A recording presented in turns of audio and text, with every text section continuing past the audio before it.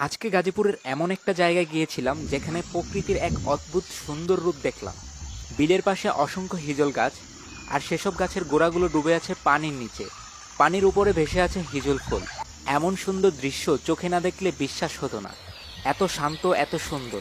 গাছের পাশে ছিল বড় বড় কিছু মাছ ধরার নৌকা। এই নৌকাগুলো যেন এই জায়গাটাকে আরও বেশি ছবির মতো সুন্দর করে তুলেছে।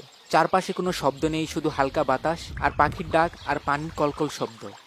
এখানে যদি কেউ একটি বিকেল কাটায়, মনটা একদম ফ্রেশ হয়ে যাবে। নির্জন কিন্তু একদম ভয়হীন একটা সুন্দর পরিবেশ। উপর থেকে পুরো জায়গাটাকে দেখলে বোঝা যায় এ জায়গাটা কতটা সুন্দর।